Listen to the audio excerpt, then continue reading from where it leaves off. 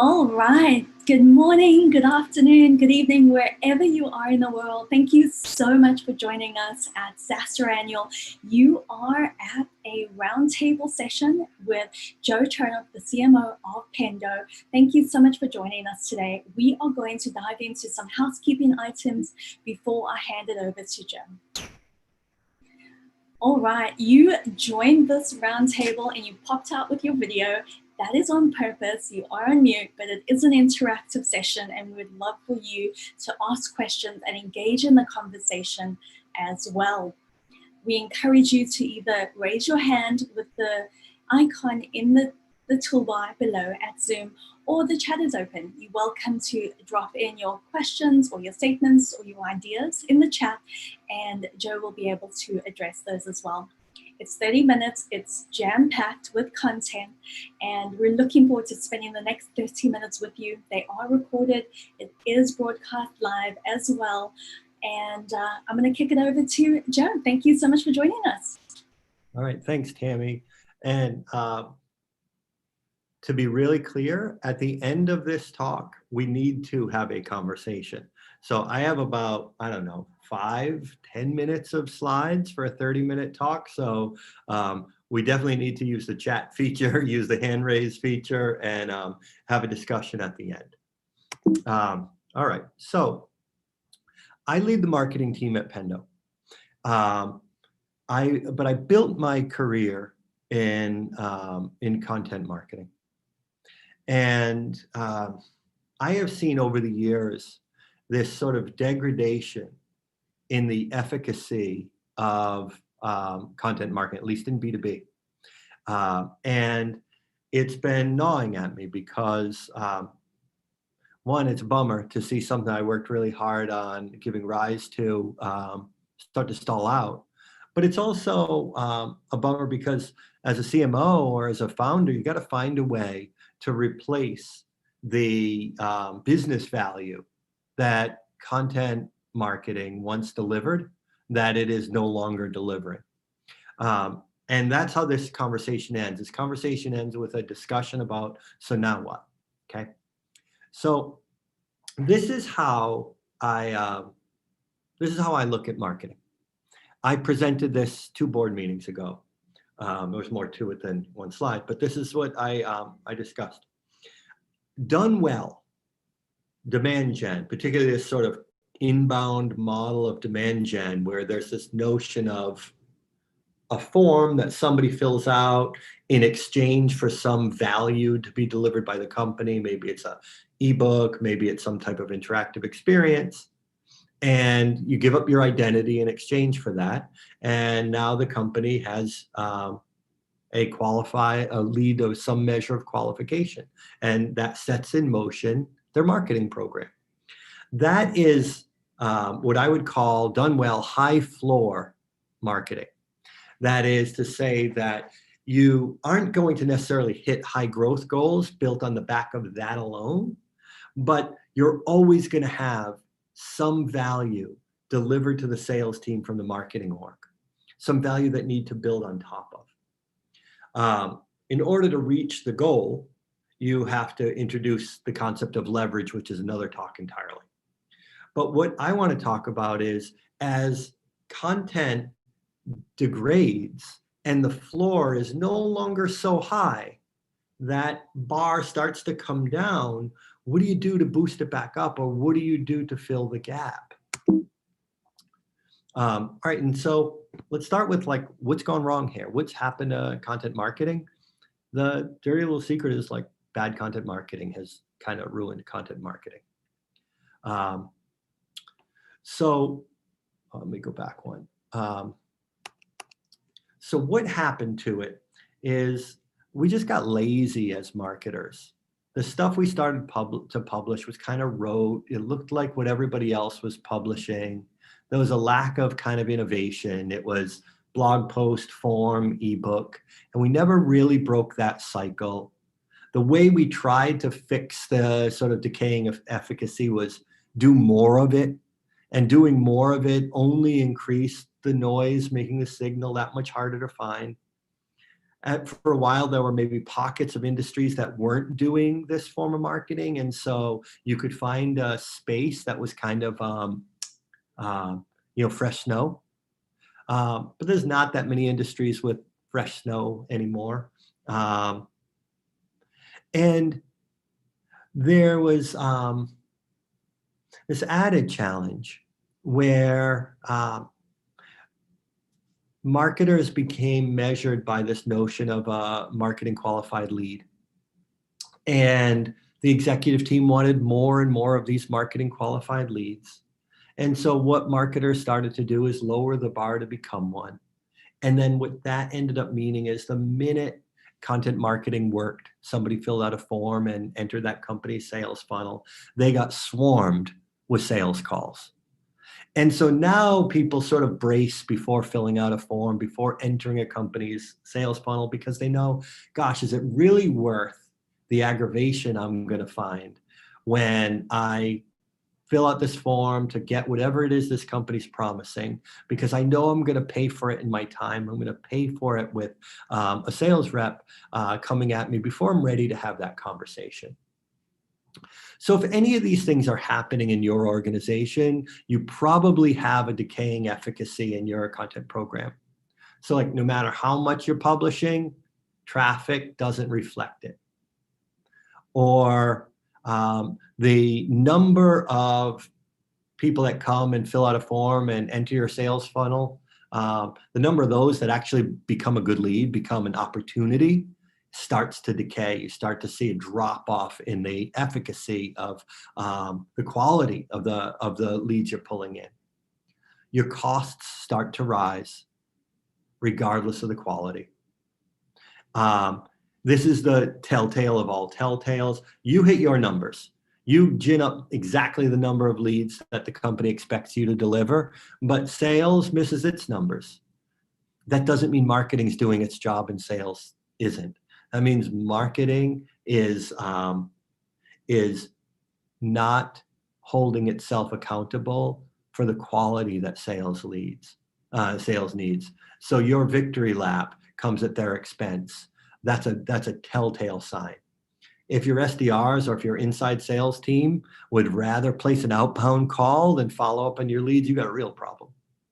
And this is a really subtle one, but your inside sales team get on the phone with somebody and consistently they hear, yeah, but what do you do? That means that your content marketing isn't educating your buyers.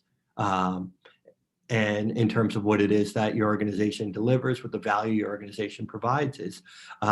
Any of these signs means that there's something wrong with your content program. So before I go into the discussion part, does this line up with what any of you are experiencing in your day-to-day? Let me see here. Does anybody have anything to add? Any other experiences that might run counter to this or complement this? Did I miss part of the real world of running a SaaS marketing program? And are you experiencing any of this too?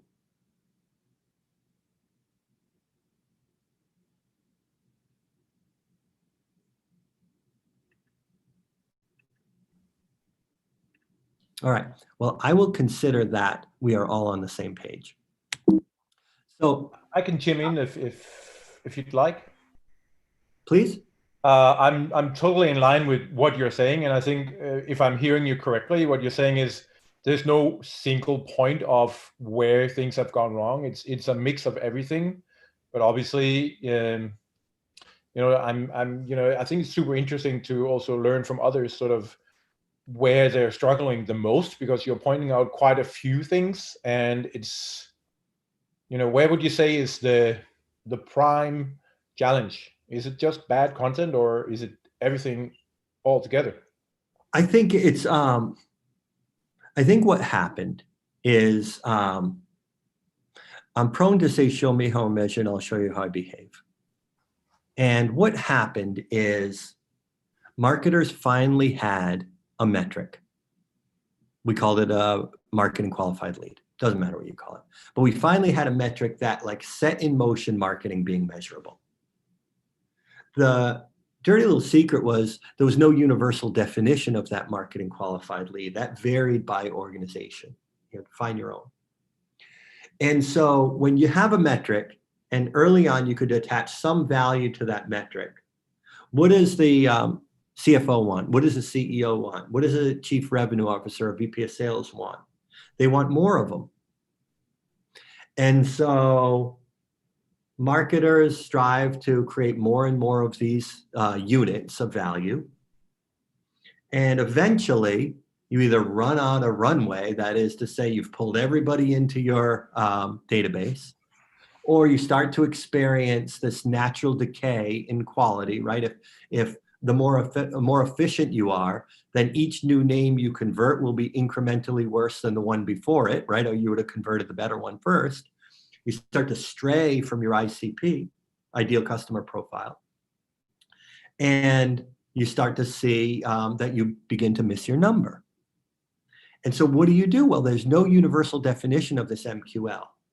So you start to lower the bar because you keep your job by generating more of them.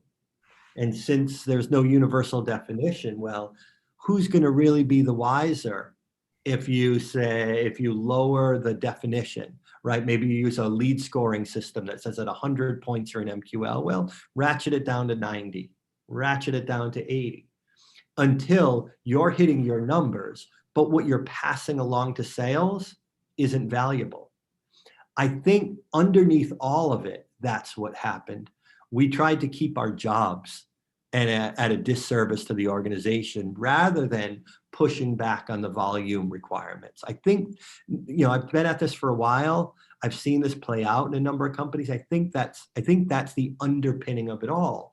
And what that ended up doing is saying, well, shoot, if I need to get more and more of these, then I'm going to publish more listicles. And what's a listicle? But, maybe there are times it makes sense, but if you only publish listicles, it's kind of lazy.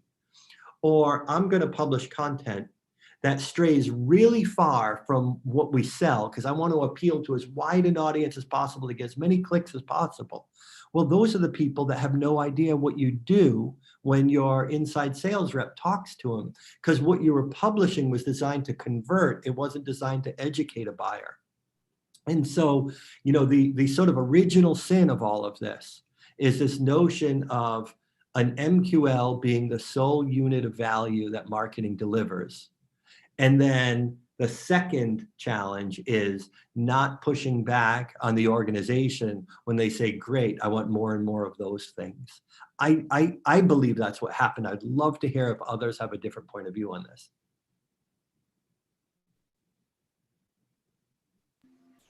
Joe, there are quite a few questions coming through and responses in the chat awesome. As well. Oh, I didn't see it. It's definitely lighting up in the chat. Okay. All right. It feels easy to get caught in the SEO engine machine. Yeah, I mean, that's part of the temptation, right? Like, within marketing, you have your own funnel, and that funnel begins with traffic. And traffic is not like, it's not prejudicial, right? It's just visitors. What you really want are the right visitors, but show me how measured, I'll show you how to behave. If you want to report to your organization that like, we're getting more and more and more eyeballs here and you get rewarded for that, that's what you're going to do. And that's going to inform a more generic content strategy than a more targeted content strategy. Somebody says, I'm actually experiencing SDRs wanting more and more content leads despite it not converting. That suggests to me that maybe outbound is even worse. Or maybe they are, again, show me how measured, I'll show you how I behave. Maybe they are maybe they are rewarded for the number of calls they make or the number of emails they send, right? And so if marketing is handing over a bunch of leads and the way they are rewarded, the way they keep their job is sending out 50 emails a day or making 50 calls a day, and we can serve up 50 emails or 50 calls, then they're just perpetuating this broken cycle. because it starts with self-interest, right? The CMO starts with self-interest. When he or she lowers the bar, it's to keep his or her job. When the SDR says, give me more things to follow up on, it's probably to keep their job because there's the wrong KPI in place. The KPI in place is an activity-based one, and sending them leads makes the activity response rate that much easier. They have less research to do. Just guessing. To what extent, yeah, so somebody asked a really good question. To what extent can you avoid the problem by measuring quantity and quality? So the conversion rate of MQLs. I had a CEO that I could summarize as his outlook on life was men are not great. And so for all metrics, you needed to have a check and a balance. And having a check and a balance is, in this case, would be you have a volume goal, but that volume needs to adhere to a certain quality score.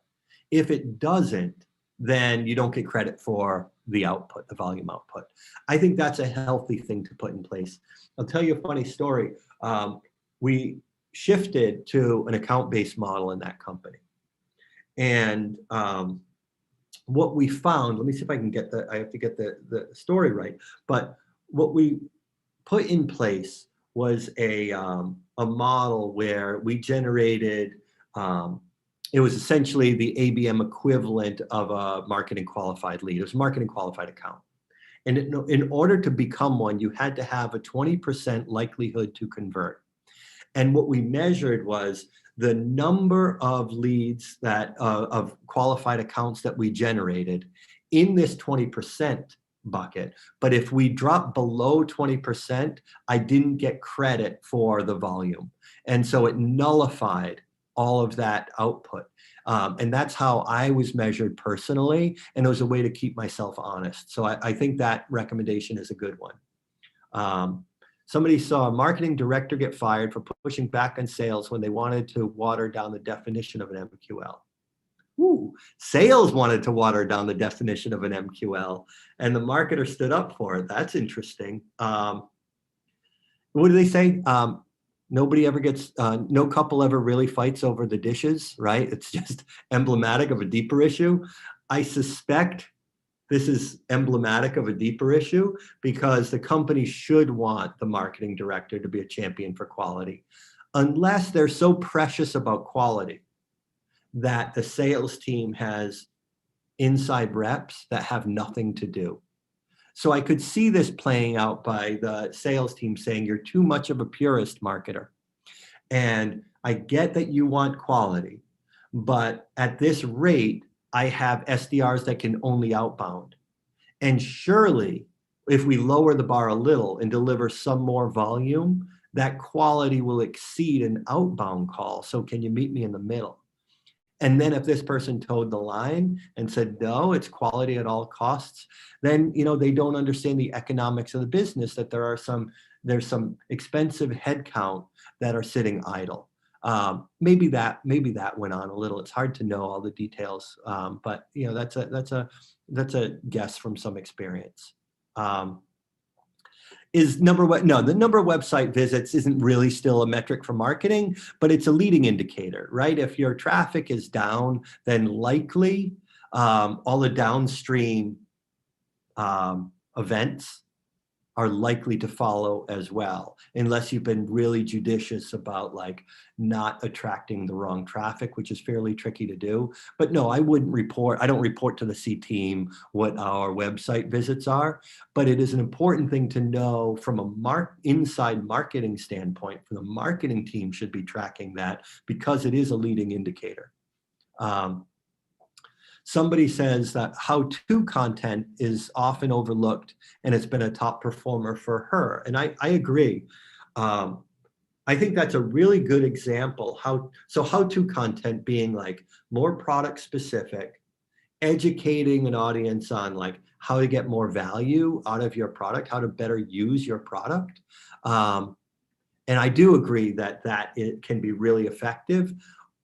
Companies will move away from how-to content when they are addicted to the top of the funnel, because how-to content doesn't bring in the same traffic as, say, a listicle would, because it appeals to a more narrow band.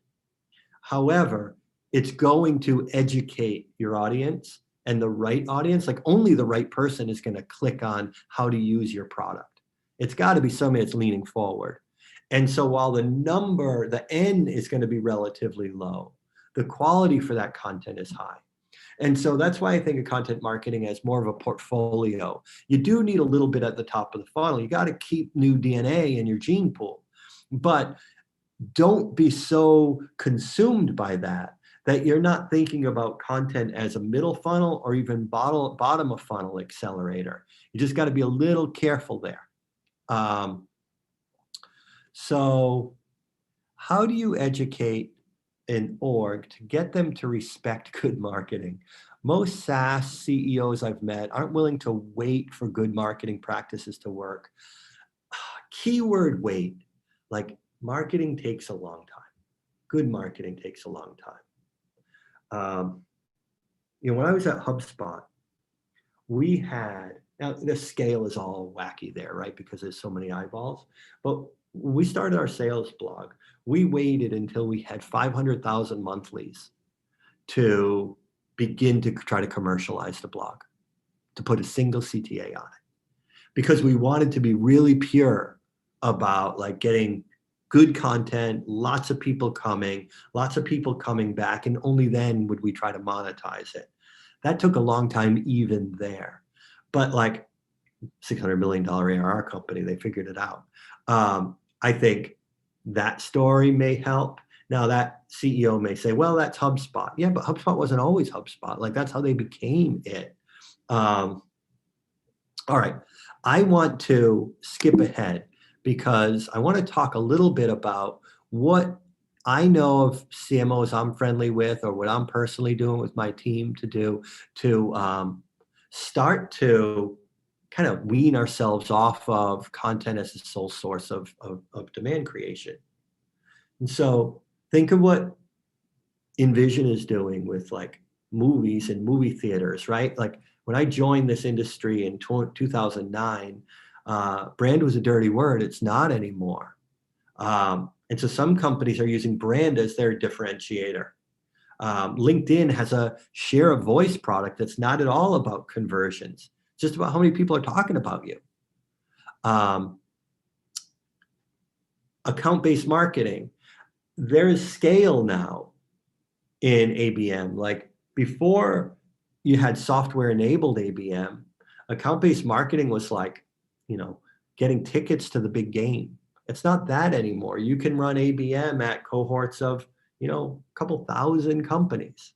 So is it HubSpot? No, it's not their market. Their market's much bigger than that. But if you have an addressable market of 5,000, 10,000 companies, you can manage your marketing program through ABM, and there's software that can enable you to scale that. Product-led growth, right? So product-led growth is the notion of maybe freemium or free trial, but some way that your potential buyers can sample your product without having to deal with a human being, totally self-service, self-provision, and get a taste of the product, get some value from the product, and when they've reached their natural limit in usage, upgrade to a paid version. It's like, while we were out charging, air quotes, for our content, your product team was kind of eating your lunch by building a free version of the product that people can use and get value from. There's a huge role for marketing to play here.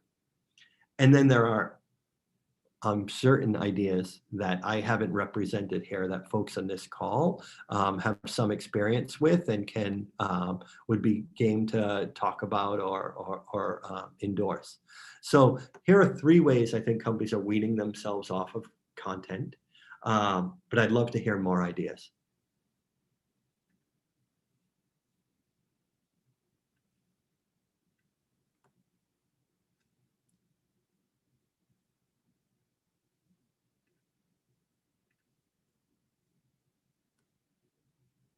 Is anybody running product-led growth? And does that come from your, if so, is it marketing-led or product team-led?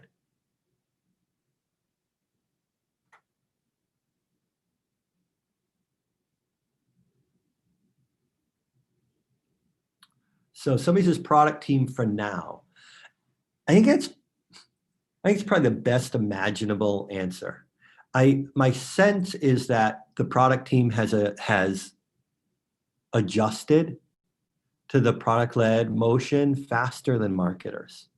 And now we're playing catch up with product. I have this hypothesis that we're a year or two away from MarTech companies talking about the importance of sales and marketing alignment and replacing that with product and marketing alignment, because I do think that that's coming. Ali says, we're kind of half pregnant with product-led growth because it's neither marketing nor sales team. Who the heck runs it then?